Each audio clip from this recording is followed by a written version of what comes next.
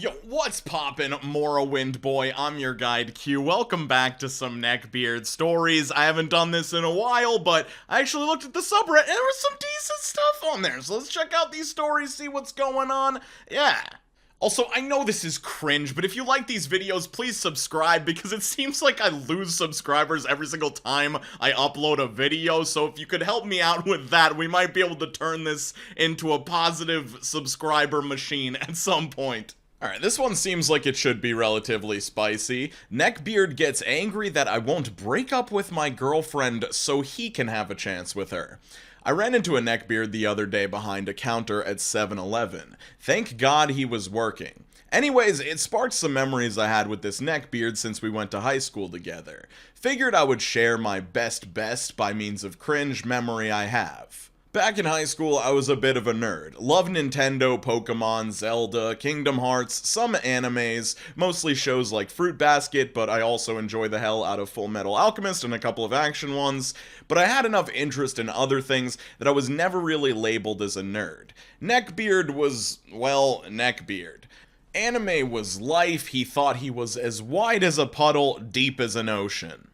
Unfortunately, it was more wide as an ocean, deep as a puddle. Hygiene wasn't on the top of his priorities either. I'm sure if the Joker came out in 2010, he would have identified with him.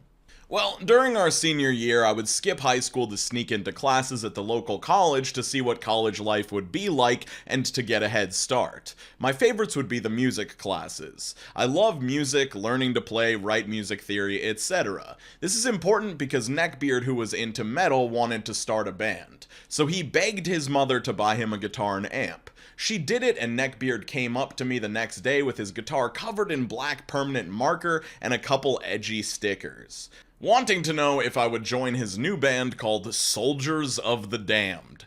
Internally, I was angry at the mistreatment of the guitar, but laughing at his proposal and his getup. Trench coat, black sweatpants, top hat, and a corn t-shirt. I asked him if he knew how to play yet, since it's hard to start a band when you don't actually know how to play anything. So he shows me a basic scale, and I ask him to play a song.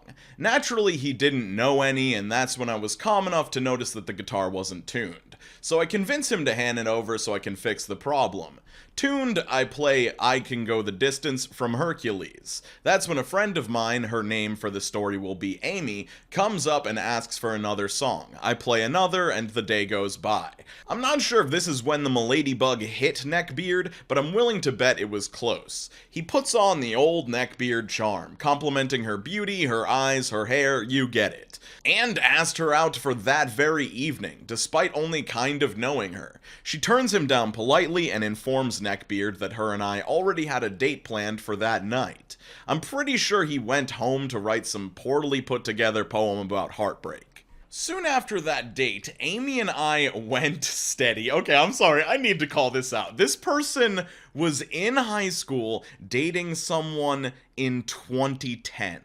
Who was using going steady to refer to being in a relationship with somebody or dating consistently in 2010, and now they're using it in current year of 2021? I don't know, that just stood out to me. I'm not trying to make fun of them, but I don't know. Is that weird, or is it just me? And Neckbeard was upset, I am sure.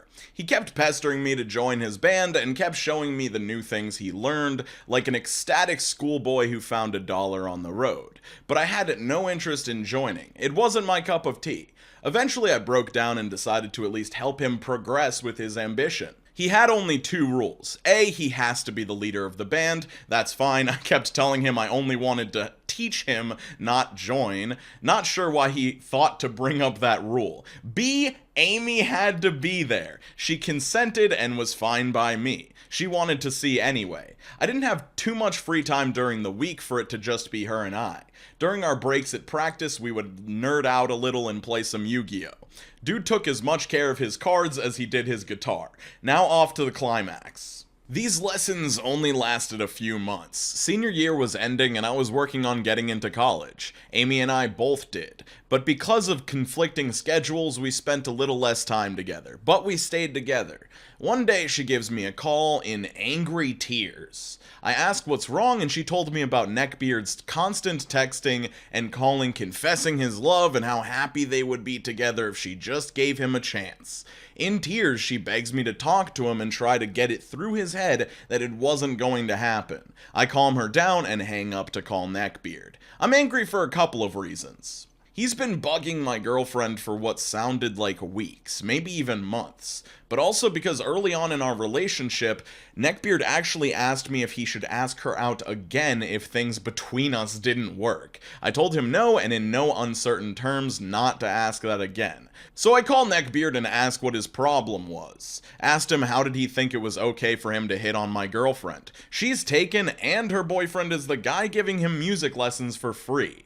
His answer was basically this: I just don't get it. Why do you get to have a girlfriend and not me? You don't even know if you'll go to the same school. I could treat her better than you ever could. You just need to break up with her and give a real man a chance. So I tell him lessons are over and that if he comes near me or Amy again, I'm calling the police.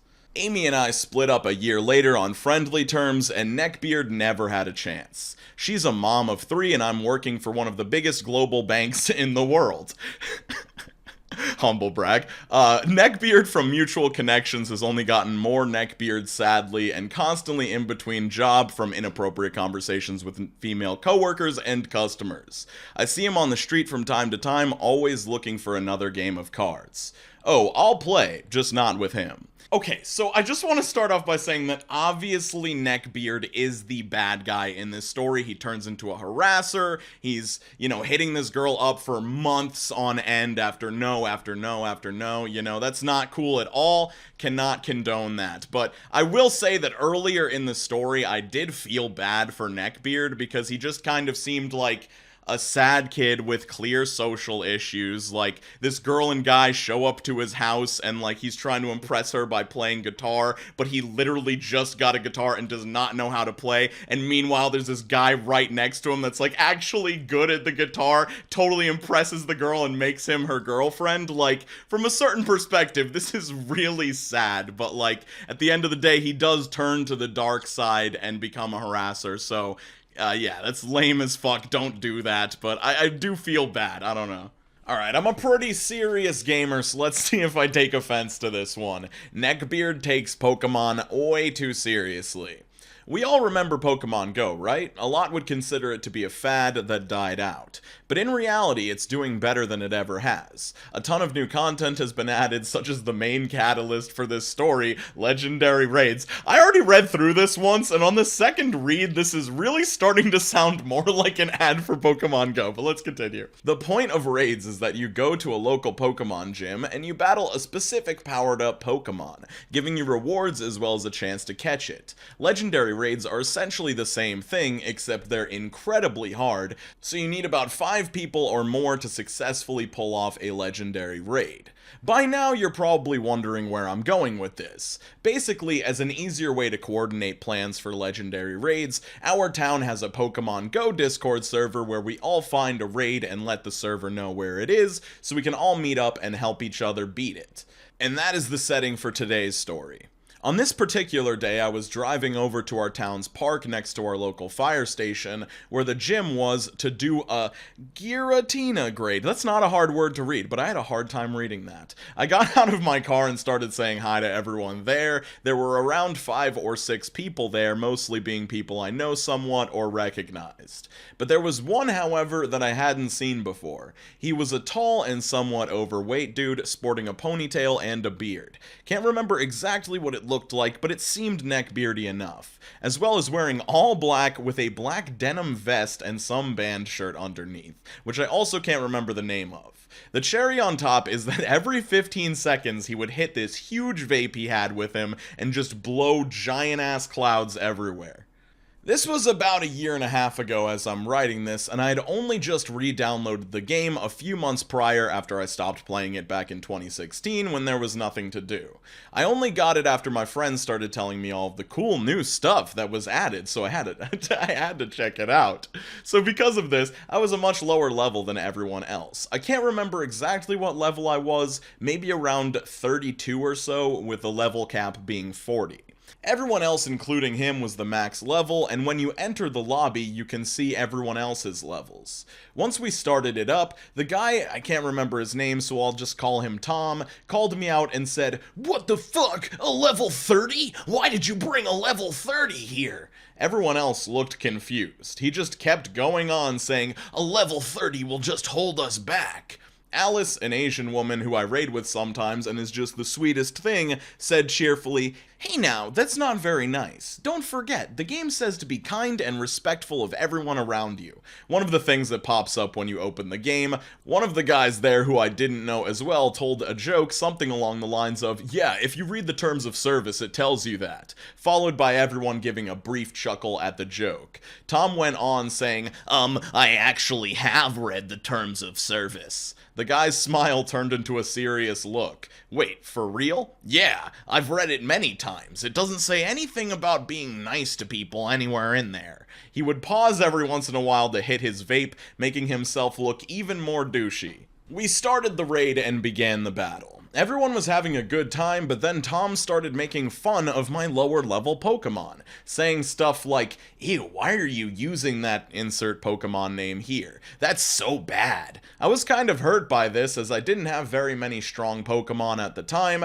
but a few of the strong ones I did have wouldn't help with the raid. After the raid, we got our chance to catch Giratina. I actually got super lucky and my Giratina turned out to be a shiny. I was super excited and everyone was being friendly and congratulating me for it. But of course, freaking Tom had to butt in saying, I already have 3 shinies." Everyone just ignored him at this point. After the raid, we all had caught our Pokemon. The people that hadn't added everyone else's friends yet started sending requests. If you do raids with people on your friends list, you get bonus rewards, so it's a good idea to raid with people you're in-game friends with. I tried to be friendly with Tom and asked if he could add me. His username was like Mr. Black Darkness or something. He looked super annoyed and said, "Fine, I'll add you." I started to add him to my list, and he then says, "But if you don't send me gifts, I'm going to remove and block you." That was what did it for me. I added him anyway, said my goodbyes and thanks to everyone who showed up, and drove off. I ended up removing him pretty much as soon as I added him, and I haven't seen him since. I really hope I don't ever again. While he didn't ruin the game for me as a whole, from that point it made me reluctant to add people in the game, mainly because I just didn't want to be rude with anyone or remove me when I don't send gifts or something. Thankfully, due to lockdown, I can raid remotely from afar, so that way I don't have to risk seeing him in person, but if I do, I'll be sure to stand back at least 6 feet, not just to social distance, but to keep away from Tom and his vape cloud of douchebaggery. Okay, so yeah, this is like, while this is less like predatory and bad than the last story, this is definitely like the worst way you could go about interacting with other gamers out there in the wild. Like, I feel like there's a way to be like an experienced, like skilled player in a game and be able to communicate with lower level people nicely. Like, if he was really concerned about the success of their raid, he could have just been like, "Hey, we're all max level, you're level 30, you might get fucked up really badly in this raid." Or something like that, but even in that case, it would have been inaccurate here because they clearly made it through the raid perfectly fine with the level 32 player, so he would have just looked stupid in that situation regardless. But, yeah, this is just, try to be a little bit more open-minded if you're trying to make friends with other gamers, or even if you just want to be better at the game, having a positive relationship with the other gamers around you is always going to be better, even if you just do it for selfish reasons. Hey, if you want more Neckbeard stories, a card is going to pop up in the top right corner. It's going to link to a playlist that has like probably 30 at least videos of Neckbeard stories on my channel, so feel free to check that out. If you know, you know. It's time for the cringy pop punk outro. Get it? Let's get into it. Hannah, Matthew, Kenzel, Caitlin, Beth, the Zork, Ashton, Jacobson, June, and there's Zod, Rocket Fist, Rick, Alicia, Kennedy, De Silvis, AP, Hyper, Ninja Child, Jared Z, Regrettable Stitches, Allison B, there's Kaya Bay, and Brittany, and Catco, and everyone else you see on your screen. Thank you for hanging out with me. Anyway, thank you all. I hope you're all doing super well. Skating on to the best of your abilities. I just blatantly looked away from my microphone while I was saying some of that and my guitar fell, but we don't got a lot of time here. This is just gonna have to be the outro. Skate on to the best of your abilities. Make sure you're drinking a sufficient amount of water, and I'll see you super soon. Peace out, Cub Scouts.